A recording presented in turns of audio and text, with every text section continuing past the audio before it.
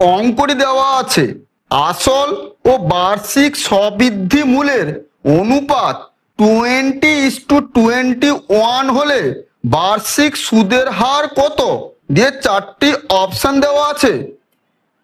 উত্তরে হবে ধরি আসল 20x টাকা এবং স্ববৃদ্ধি মূল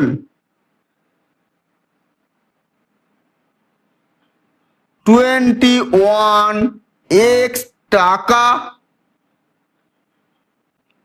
তাহলে এখান থেকে আমরা লিখে ফেলতে পারি সুদ ইকুয়াল 21x মাইনাস 20x টাকা ইকুয়াল x টাকা।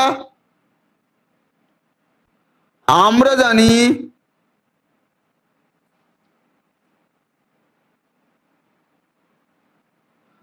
I equal PTR divided by 100।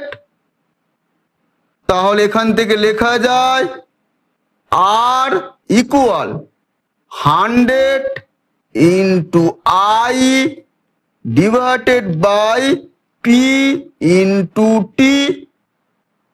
তাহলে এখান থেকে আমরা লিখে ফেলতে পারি R ইকুয়াল 100 ইন্টু I এর মান x ডিভাইডেড বাই P এর মান 20x ইন্টু T এর মান 1। এখানে x x কেটে গেছে, 20 5 100। তাহলে এখান থেকে আমরা লিখে ফেলতে পারি R ইকুয়াল 5%।